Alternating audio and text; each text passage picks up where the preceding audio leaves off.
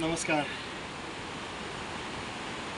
आज हामी विक्रम सम्वत 2080 साल श्रावण महिनाको 22 गते सोमबारका दिन झापाको बुद्ध शान्ति गाउँपालिका वडा नम्बर 6 मा जोरसाँगो भन्ने स्थलमा छौँ। म उभिएको यो भूभाग झापाको बुद्ध शान्ति गाउँपालिकाको वडा नम्बर 6 हो। साबिक शान्तिनगरको वडा नम्बर 8 हो। पारिपट्टि देखिएको जङ्गलको भूभाग झापाको शान्तिनगरमै पर्छ र यो उत्तरपट्टि देखिने भूभाग छ। अलिअलि अब बर्सात पनि भइरहेको छ, मसिनो पानी परिरहेको छ। यो इलामको सारुपाखा ढोडेनी र अलि माथि पुगेपछि मजुवा पुगिन्छ। यहाँदेखि माथि पुगेपछि हाँसपोखरी पुगिन्छ। अब यो पारिपट्टिको भूभाग पनि बुद्ध शान्ति छ अर्थात् झापाको शान्तिनगर पर्छ, तर सीमान्त क्षेत्र हो। यहाँ देखिएका घरहरू बुद्ध शान्ति गाउँपालिका वडा नम्बर 6 मा छन् र यो त्यहाँदेखि पारिपट्टि रोङ गाउँपालिका अर्थात् साबिक इरौटार गाविस भनेर हामी त्यसलाई चिन्ने गर्दछौँ। र यो जोरसाँगोका नामबाट अहिले पूर्वी नेपालको एउटा पर्यटकीय स्थलका रूपमा यो क्षेत्र विकास भइरहेको छ। यहाँका स्थानीय जनसमुदाय जो हुँदा खाने छन्, जो केही हुने खाने छन्, युवाहरूको चेतबाट यो कामको सुरुवात भएको छ। स्थानीय युवाहरूको ठुलो प्रयत्नले, स्थानीय बासिन्दाको ठुलो जागरणले यो भूगोललाई आज पर्यटकीय एउटा गन्तव्यको रूपमा स्थापित गरेको छ। यो देखिएको पारिपट्टिको नदी, यो मेरो छेउको नदी टिमाई नदी हो। यो टिमाई नदी धुलाबारी हुँदै गएर निन्दा नदीमा प्राचीन कालमा त्यसलाई नन्दा नदी भनिन्थ्यो। त्यो हाम्रा पुराणहरूले बोलेको छ, त्यसको नाम नन्दा हो। अहिले त्यो अपभ्रंश भएर त्यो निन्दा भयो। निन्दा नदीमा यो गएर विलय हुने गर्छ र यो पानी चोखो छ। एकापट्टि ठोट्ने छ। ठोट्नेको झरना पूर्वी नेपालको एउटा प्रसिद्ध झरना हो।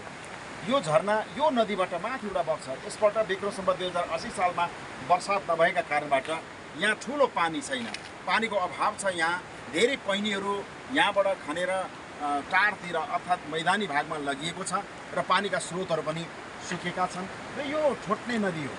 यसलाई हामी ठोट्ने नदी भन्छौँ। यो नदी तरेर गइसकेपछि यो ठाउँलाई हामी पिउरे भन्छौँ।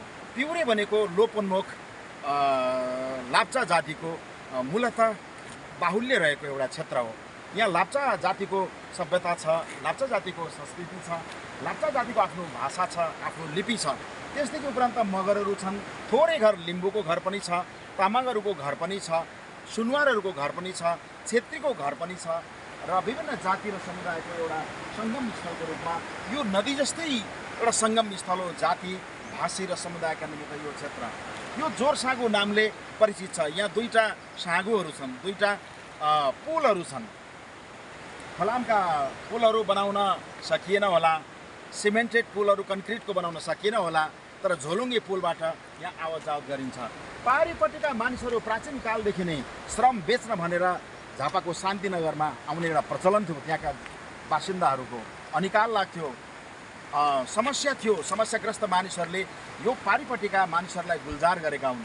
झापाको शान्तिनगर इतिहासको एउटा यस्तो ठाउँ हो जसलाई अध्ययन गर्नै पर्ने हुन्छ, जसलाई बुझ्नै पर्ने हुन्छ।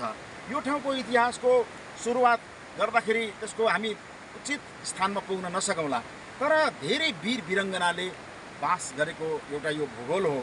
खास गरिकन सांस्कृतिक चेत भएका, धर्म र अध्यात्मले युक्त भएका विद्वान विदुषीले बास गरेको यो भूगोल हो, जहाँ सन्त ज्ञानदिल दासले विचरण गरेको यो क्षेत्र हो। सन्त ज्ञानदिल दासले नुहाएको यो नदी हो। त्यसै गरी सोमेश्वरानन्द, जसको जन्म 1867 मा भारतको गढवालमा भयो। सोमेश्वरानन्द इलामको करफोकमा आउनुभयो। करफोकमा एउटा शिक्षा र सभ्यताको उहाँ एउटा मुहान भएर काम गर्नुभयो। उहाँले पनि विचरण गरेको यो क्षेत्र हो। स्वामी प्रपन्नाचार्यले रमाइलो गरेको यो क्षेत्र हो। ऋषि मुनिको वासस्थल हो। यहाँ बडा बडा ओडारहरू छन्, बडा बडा जङ्गलहरू पनि छन्, नदीका चेपहरू छन्, अनेक चराचुरुङ्गीहरू छन्, अनेक जनावरहरू छन्, अनेक जाति, अनेक भाषी र अनेक समुदायको यो वासस्थान हो। जुन बेला यहाँ औलो लाग्दैन थियो, जुन बेला मधेसमा औलो लाग्थ्यो, जुन बेला त्यो बेला यहाँ औलो लाग्दैन थियो, औलोको प्रकोपमा परिन्छ भन्ने डरले यहाँ धेरै सज्जन मानिसहरूले बसोबास गरेको यो क्षेत्र हो। ती सज्जनहरू आठाईबाट आउनुभयो, ती सज्जनहरू ताप्लेजुङबाट आउनुभयो, ती सज्जनहरू पूर्वी नेपालका विभिन्न भूभागबाट आउनुभयो र विक्रम सम्वत 1960 मा पारिपट्टि शिवालय मन्दिरको स्थापना त अगाडि नै भएको थियो। 300 वर्ष अगाडि 1960 देखि संस्कृत माध्यमबाट गुरुकुलको स्थापना भयो। 1960 बाट गुरुकुलको स्थापना भयो, संस्कृत शिक्षा प्रारम्भ गरियो। विद्वान विदुषीले त्यहाँ अध्यापन पठन पाठन गराउनुहुन्थ्यो। कोर्स पाठ्यक्रम डिजाइन गरिएको थियो र कालान्तरमा विक्रम सम्वत 2008 सालमा त्यही संस्कृत विद्यालय शान्ति आदर्श हाई स्कुलका नामबाट, मिडिल स्कुलका नामबाट झापाको शान्तिनगर साबिक वडा नम्बर 8 मा स्थापना भयो। 8 र 9 को सङ्गम स्थलमा स्थापना भयो। त्यो विद्यालयमा पढेका र त्यो विद्यालयमा पढाउने गुरुहरू आज धेरै दिवंगत भएर जानुभएको छ। त्यो विद्यालयमा पढेका युवा र तन्देरीहरूले, किशोरहरूले आज राष्ट्रिय र अन्तर्राष्ट्रिय क्षेत्रमा नाम कमाएका छन्। राजनीतिक क्षेत्रमा, आर्थिक क्षेत्रमा, सामाजिक क्षेत्रमा, पर्यटनको क्षेत्रमा, कूटनीतिक क्षेत्रमा, विज्ञानको क्षेत्रमा, कृषिको क्षेत्रमा, अनेक क्षेत्रमा, अनेक विधामा हात हालेका छन्। महानन्द सापकोटा जन्मिनु भएको यहाँदेखि पारिपट्टि, उहाँले यो क्षेत्रमा भाषाको उत्थान गर्नुभयो। उहाँले संस्कृति र कलाको पक्षमा धेरै उहाँले काम गर्नुभयो। त्यसपछि उहाँ यहाँबाट पलायन हुनुभयो। भारतको आसाम हुँदै विराटनगरमा उहाँको यह लीला समाप्त भयो। स्वामी सुरानन्दको चर्चा मैले अघि गरिसकेँ, स्वामी प्रपन्नाचार्यको चर्चा मैले अघि गरिसकेँ। यो क्षेत्रलाई बनाउनको निमित्त प्राथमिक रूपमा इन्द्रप्रसाद प्रसाई, नरपति उपाध्याय, नस्व प्रसाई, चन्द्र प्रसाई, दलबहादुर कार्की, भेषराज खतिवडा, श्रीविलास पण्डित, पद्मप्रसाद भण्डारी, साइली मुखिनीका नामबाट उपनामबाट सुपरिचित एकजना विख्यात महिला हुनुहुन्थ्यो तुलसा देवी घिमिरे। उहाँका सन्तान दर सन्तान पिँढीहरूले जुन योगदान गर्नुभयो, टिकाराम गदाल जो यो क्षेत्रको एउटा हुलाकी हुनुहुन्थ्यो, अग्लो मान्छे हुनुहुन्थ्यो टिकाराम गदाल, त्यसै गरी पद्मलाल सिन्चुरी, भीमबहादुर लाबर, पारिपट्टि पाखामा लोकनाथ पोखरेलका पिताश्री हुनुहुन्थ्यो गङ्गाराम पोखरेल, पारिपट्टि बराल परिवार पनि थियो र झापैको यही क्षेत्रमा पूर्व न्यायाधीश वाचस्पति निरौला, रविलाल बराल, त्यसै गरी पारिपट्टि रविलाल ठटाल परिवारहरूको एउटा वासस्थान थियो। नाम लिएर साध्य छैन। अनि यो पिउरे पाखामा लाचारुका अग्रजहरू थिए। उनीहरूले भाषाको प्रशिक्षण दिए, संस्कृतिका चेतहरू भरे, नयाँ पुस्तामा आफ्नो जातीय उत्थान र त्यसको गौरवलाई स्थापना गर्न भूमिका निर्वाह गरे र अनेक जाति, अनेक भाषी, अनेक समुदाय, अनेक वर्ग, अनेक तह, अनेक तबका बसेर यो क्षेत्र जसरी घनीभूत रूपमा विकसित भयो त्यसका लागि हाम्रा पूर्वजहरूलाई, हाम्रा पुर्खाहरूलाई हामीले स्मरण गर्नुपर्छ, उहाँहरूप्रति श्रद्धा सुमन अर्पण गर्नुपर्छ, दिवंगतहरूलाई श्रद्धा अर्पण गर्नुपर्छ, श्रद्धाञ्जली दिनुपर्छ। बाँचेकाहरूलाई हामीले अघि बढ्नका निमित्त प्रेरित गर्नुपर्छ। नयाँ पुस्तालाई आशावाद जगाएर अघि बढ्ने हो भने यो क्षेत्रको विकासका निमित्त, समृद्धिका निमित्त, पर्यटनको उद्योगका निमित्त यसलाई हामीले सम्भावनाको खोजी गरेर अगाडि बढ्न सक्ने, सामर्थ्यको खोजी गर्नुपर्ने दायित्व अहिले हाम्रो हातमा आएको छ। यो ठाउँले के दिएन? यो ठाउँले पूर्वी नेपालबाट शिक्षाको सुरुवात गर्ने यो स्थल हो। यही भूभाग, यही आसपासका क्षेत्रबाट पूर्वी नेपालमा शिक्षा र सभ्यताको उन्नति भयो। धर्म र अध्यात्मको ज्योति यहीँबाट प्रकट भयो, यहीँबाट प्रज्वलित भयो। कृषि र पर्यटनको क्षेत्रमा यही क्षेत्रले भूमिका निर्वाह गर्यो। नेपाली भाषा र अनेक जातिका भाषा र संस्कृतिको उत्थान यही भूगोलबाट भएको छ। यो भूगोल स्तुत्य छ, यो भूगोल स्मरणीय छ। त्यसैले हाम्रो आग्रह छ कि धेरैभन्दा धेरै व्यक्तित्वलाई म पानी परिरहेको छ, छाताको आश्रय पनि लिइरहेको छु।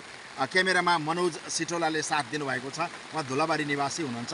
हामी छाता ओढेर भए पनि आज चर्चा गरिरहेका छौँ। यो बर्सातको मौसम पनि हो, पानी आउँदा हामी भिजेर पनि यो ठाउँमा गर्व गर्छौँ। भिजेर हामीले घाँस काटेको, पाखा पखेरामा डुलेको यो क्षेत्र हो। आज मैले यसरी चर्चा गरिरहँदा एकजना वरिष्ठ पत्रकार हुनुहुन्थ्यो निर्मल निरौला, उहाँ अमेरिकामा हुनुहुन्छ। उपन्यासकार शारदा निरौला, उहाँ आज अमेरिकामा हुनुहुन्छ। चर्चित पत्रकार तारा बराल आज अमेरिकामा हुनुहुन्छ। बेलायतमा मोहन कार्कीहरू हुनुहुन्छ। अर्थात् विभिन्न क्षेत्रमा, विभिन्न भूगोलमा, संसारका विभिन्न स्थलमा बसेर जुन योगदान उहाँहरूले गरिरहनु भएको छ त्यो स्तुत्य छ। आज उहाँबाट सन्देश दिइरहनु भएको छ। दलमान दाहाल जस्ता फुटबल खेलाडीहरू यहीँ हुनुहुन्थ्यो। पदम दाहाल जस्ता तत्कालीन समयका बिएससीहरूले यही ठाउँमा शिक्षा आर्जन गरेर, यही ठाउँमा यसको भौतिक र मानसिक उन्नतिका निमित्त योगदान गर्नुभएको थियो। यही ठाउँमा केशवराज भण्डारी, परशुराम शर्मा, याम भण्डारीहरूले योगदान गर्नुभयो। छविलाल खतिवडा, शिरो सान्दाई, माधव खतिवडा, देवी खतिवडा, डाक्टर ऋतु गडतौला मन्त्रालयका सचिव हुनुहुन्थ्यो। धरणीधर खतिवडा उहाँका पिताश्री हुनुहुन्थ्यो। कर्णप्रसाद खतिवडा पारीपट्टिका अनेक अर्थात् वारी र पारी बिचमा हामीले वारी पारी भन्ने गरेछौँ, पाखा गाउँ र टार गाउँ भनेर हामी भन्ने गर्छौँ। पारीपट्टिका योगदान गर्ने मानिसहरू त्यति नै हुनुहुन्थ्यो, वारीपट्टि योगदान गर्ने मानिसहरू त्यति नै छन् र नै यो भूगोल आज चर्चित छ र पर्यटनको गन्तव्य बनेको छ। यो क्षेत्रमा आज एउटा हाई स्कुल छ, पारीपट्टि पिउरेमा पनि एउटा विद्यालय छ, मास्टरपट्टि मजुवामा एउटा विद्यालय छ, इरुटारपट्टि पनि माध्यमिक विद्यालय र केही प्राथमिक विद्यालयहरू रहेका छन् र शिक्षाको हिसाबले अहिले यो ठाउँ अग्रभागमा आएको छ र यहाँ पढ्ने विद्यार्थीहरूले संसारमा तरक्की गरेका छन्। वैदेशिक रोजगार र श्रमको खोजीमा लागेका युवा युवतीले थुप्रै योगदान गरेका छन्। थुप्रै योगदान गर्ने ती युवा युवतीको नाम लिएर साध्य छैन। यो क्षेत्र, यो भूगोललाई बनाउनेहरूको नाम लिएर साध्य छैन। ती सबैलाई हामी यस्ता कार्यक्रममा समेट्ने कोसिस गर्नेछौँ र हामी खास गरिकन पर्यटनको विकासका निमित्त, पर्यावरणको रक्षाका निमित्त, वातावरणको शुद्धिकरणका निमित्त, विषादी विरुद्ध आन्दोलनका निमित्त, यहाँको चराचुरुङ्गी, यहाँका जीवजन्तु, यहाँका अनेक जाति, अनेक भाषीका निमित्त केही योगदान गरौँ। उनीहरूको भाषा, उनीहरूको संस्कृति, उनका विचार, उनका प्रवृत्ति, उनका संस्कार, उनका जीवन र जगतलाई हेर्ने दृष्टिकोणहरू, दार्शनिक मान्यताहरू र उनका चेतहरूलाई उजागर गर्नका निमित्त हामी बेला बखत आउने गर्छौँ। र आज विक्रम सम्वत 2080 साल श्रावण महिनाको 22 गते सोमबारका दिन हामी झापाको सुदूरपूर्व उत्तरको यो भूभाग हामी इलाम र झापाको दोसाँधमा उभिएर आज जोरसाँगुको यो स्थलमा उभिएर यहाँको चर्चा परिचर्चा गरिरहेका छौँ। आगामी दिनमा पनि हामी यी चर्चालाई प्राथमिकताका साथ उठाउनेछौँ। यो जोरसाँगु, ठोट्ने नदी, टिमाई नदी अघि नै मैले चर्चा गरेँ कि यो सभ्यताको मूल भएर हामीलाई शिक्षित, प्रशिक्षित र दीक्षित गर्ने यी नदीहरू हुन्। यिनको उत्खनन नगरौँ। चुरे पर्वतको रक्षाका निमित्त हामी भूमिका निर्वाह गरौँ। चुरे पर्वतमा नपाइने कुराहरू केही पनि छैनन्। संसारमा नपाइने कुराहरू चुरे पर्वतमा छन्। एसियामा अन्यत्र नपाइने नील गाई यही चुरे पर्वतमा छ। आज चुरे पर्वत उत्खनन भइरहेको छ। हामी चुरेमा उभिएका छौँ। चुरेको सभ्यता भनेको प्राग ऐतिहासिक सभ्यता हो, जहाँ शिवले ताण्डव नृत्य प्रस्तुत गरेका थिए। यहीँको भूभागबाट अर्थात् चुरेकै भूभागबाट संसारलाई एउटा सन्देश दिने गरिन्थ्यो अध्यात्म कालमा। त्यो प्राच्य परम्परामा त्यो क्षेत्रको आज उत्खनन भइरहेको छ। त्यसलाई भत्काउने काम भइरहेको छ, त्यसलाई बिक्री गर्ने काम भइरहेको छ। मदन भण्डारी राजमार्गका नाउँबाट हामी भौतिक विकास खोज्यौँ, राम्रो कुरा हो। एउटा सुप्रसिद्ध नेताका नामबाट चुरे पर्वतको हामीले जुन श्रृङ्खलालाई निर्माण गऱ्यौँ, सुदूर पश्चिमदेखि सुदूर पूर्वसम्म चुरे पर्वतको श्रृङ्खला त हामीले खोज्यौँ, तर त्यो भत्किएको छ। त्यसले पानीका स्रोतहरू सुकेका छन्। जलचर, उभयचर र सरीसृपहरूको यहाँ विनाश भएको छ। यसका केही राम्रा र केही नराम्रा पक्षहरू पनि छन्। त्यसैले हामीलाई आग्रह छ, यहाँका बासिन्दाले चुरेका संरक्षणका निमित्त योगदान गरिदिनुहोस्। यहाँको प्रकृति र पर्यावरणको रक्षाका निमित्त भूमिका खेलिदिनुहोस्। यहाँका जडीबुटी र वन्यजन्तुहरूका रक्षाका निमित्त, पशुपन्छी र चराचुरुङ्गीको रक्षाका निमित्त भूमिका निर्वाह गरिदिनुहोस् भनेर हामी अपिल गर्छौँ। र हाम्रो आग्रह छ स्थानीय सरकारको, प्रदेश सरकारको र सङ्घीय सरकारको ध्यान आकृष्ट भयो भने चुरेको रक्षा र त्यसले प्राप्त गर्ने पुनर्जीवनका निमित्त हामीले आफ्नो भूमिका निर्वाह गर्नुपर्छ भन्ने विचार समेत राखेर आजको यो छोटो प्रस्तुतिलाई हामी यहीँ टुङ्ग्याउन गइरहेका छौँ।